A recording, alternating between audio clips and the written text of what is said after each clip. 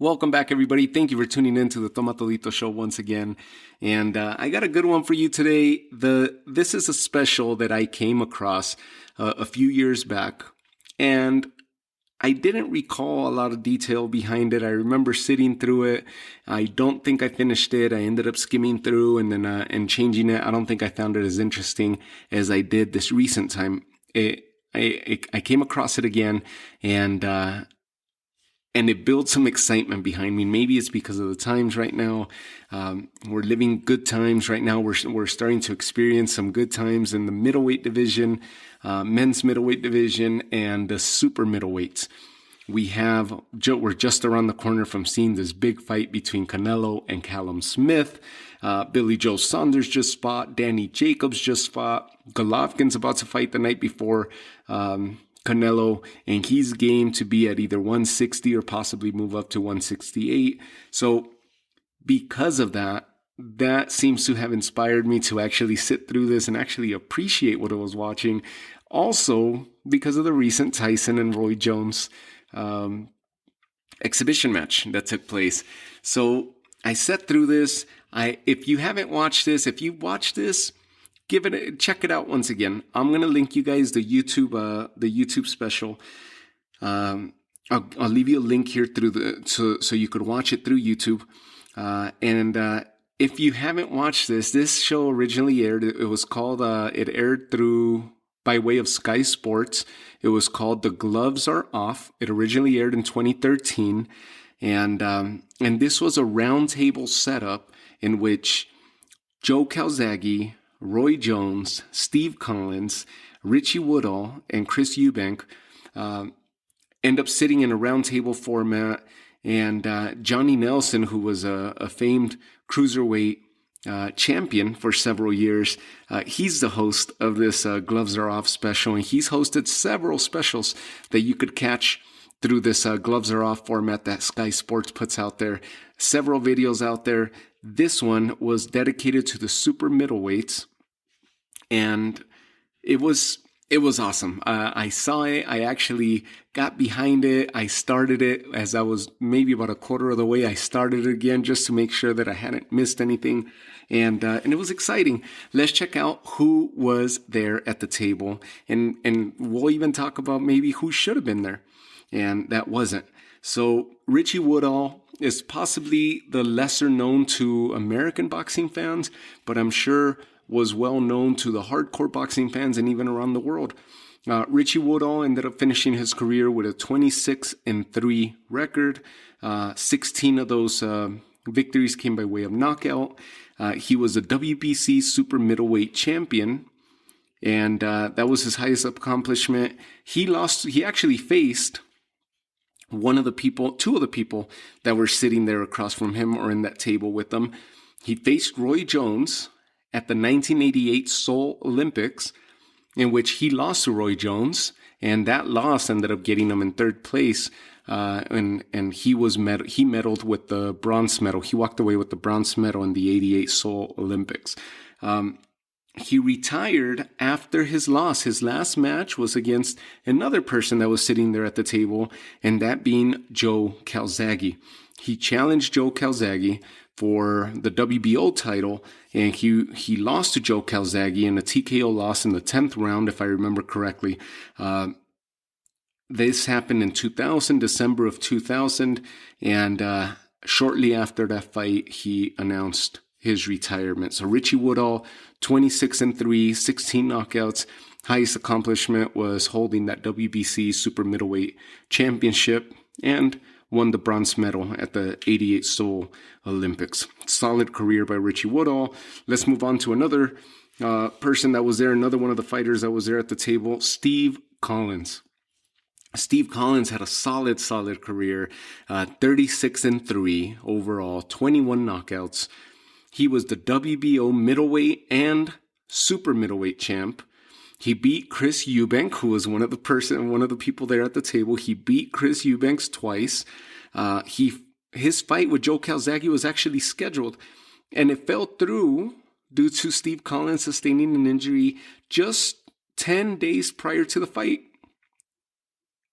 he sustains an injury, the fight's called off, and never got rescheduled, and both careers went a different direction.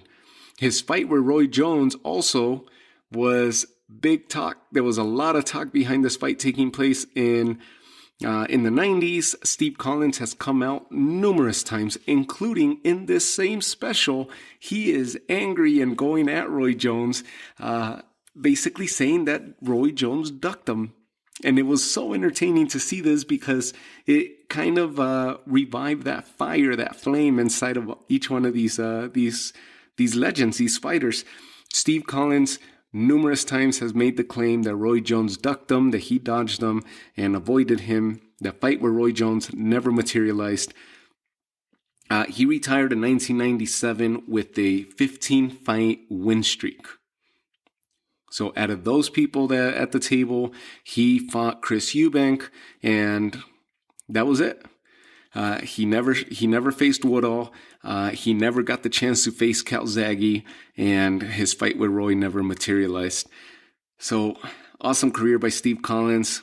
If you've never seen him fight, check out some of his highlights.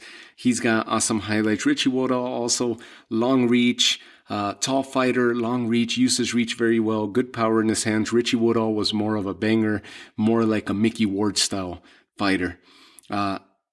Richie Woodall, right? Steve Collins, I'm referring to, was more of a Mickey Ward style fighter where he was more of a brawler. Chris Eubank. Let's jump into Chris Eubank.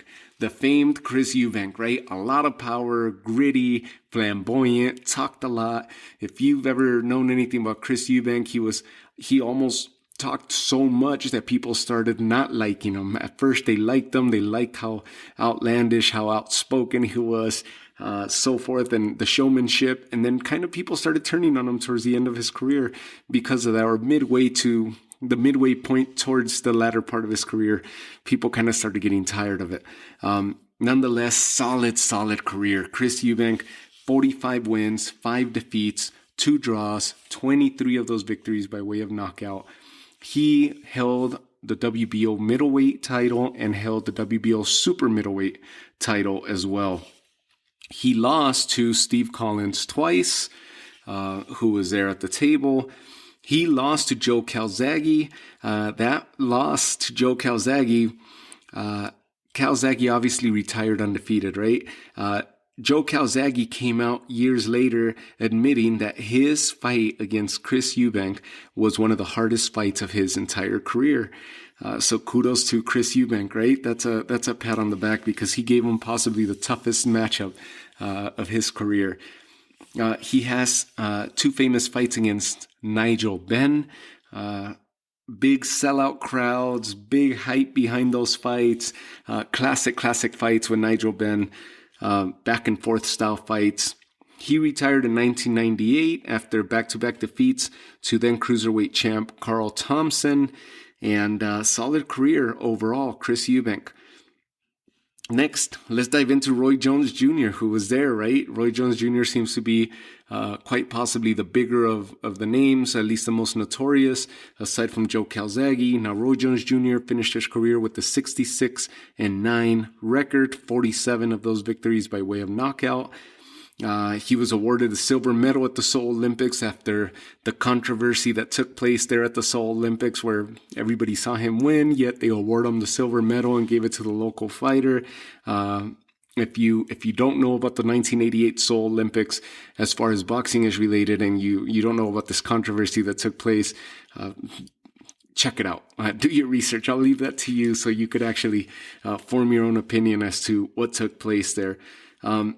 He turns pro. He beats Hopkins in where he said that he had a injured right hand, so his left hand was the only one that was being utilized throughout that fight. That was in 1993.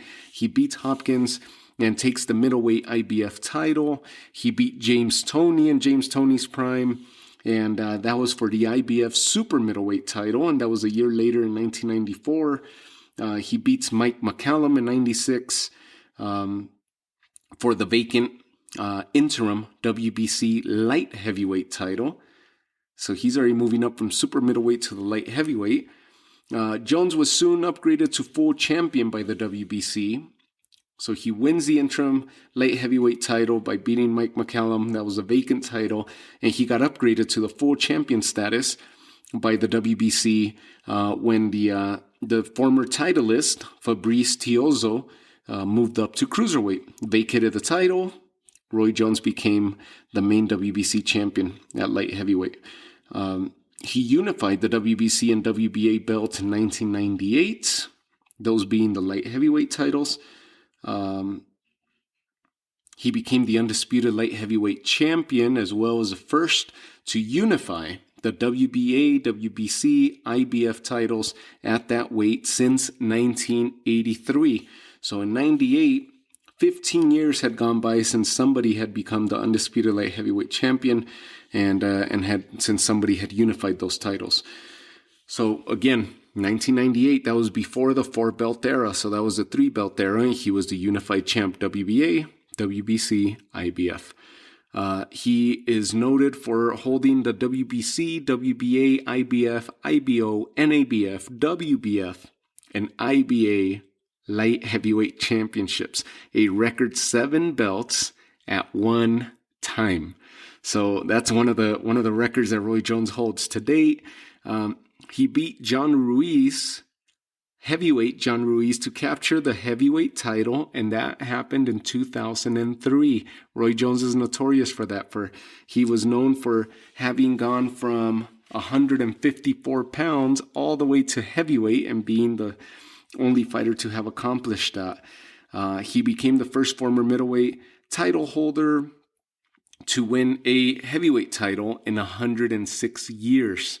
So not only does he start his career at 154 and goes all the way to title at heavyweight, but he held his first title at middleweight division, and in 106 years, that feat had not been accomplished. Roy Jones did it. What else did Roy Jones do here? I mean, man, I got so many stats on Roy Jones. Michael Spinks in 1985 had been the sole fighter to have claimed a major heavyweight championship in his first fight in the division. So Roy Jones accomplished something that had not been done before him, or that had been done before him 18 years prior to when he beat John Ruiz. In that 18-year span, nobody had done what he accomplished that night by beating John Ruiz, except for Michael Spinks. Michael Spinks ended up completing that feat in 1985, in which he challenges his first fight, moving up in a weight division, and ends up winning the fight and taking the title in that first fight at challenging at a new division. Roy Jones ended up accomplishing that feat in 2003. So not since 85 and Michael Spinks. He was the only other fighter to do that at that time. He beat Richie Woodall, like we mentioned earlier, at the Seoul Olympics. He lost to Joe Calzaghe in 2008. His fight with Steve Collins never materialized, and he never fought Chris Eubank, who was the other member there at the table. He retired on a 4-fight win streak as a cruiserweight and retired in 2018, just a couple years ago. Of course, that's been the talk, right? That Roy Jones actually fought way longer than he should have. Most recently, obviously, we saw him, like I mentioned, with the against Mike Tyson in the exhibition match. And so Roy Jones just pages and pages of stats. We could go on and on. Nonetheless, that's who was sitting there at the table. Chris Eubank, Steve Collins, Richie Woodall, Roy Jones, and of course, last but not least, Joe Calzaghe. 46-0, retires with a perfect record, 32 knockouts. He held the world championships in 2 weight classes, including unifying with the WBC, WBA, WBC, IBF, WBO, and the Ring Magazine title. He was a linear super-middleweight champion, and he also held the Ring light heavyweight title, which he ended up defending against Bernard Hopkins and then Roy Jones, and then called it a day, retired after that. April 2008 is when you saw Calzaghe defeat Bernard Hopkins to win that Ring light heavyweight championship by split decision in his first ever fight in the United States. And then That later that same year, that was April of '08, later that same year, November of 2008, he defeats Roy Jones Jr. and retains the Ring Light Heavyweight Championship. His fight with Steve Collins should have happened, but it fell through, like we mentioned earlier, where Steve Collins sustains an injury 10 days prior to the fight. And he beat Richie Woodall in 2000. He beat Chris Eubank. He beats Roy Jones. And then he officially retires in 2009. Awesome career by Joe Calzaghe. Who else should have been there at the table? It is mentioned at the beginning of the show. They mentioned Johnny Nelson mentions that Nigel Benn was also invited to be there, but did not show up. It was a no-show.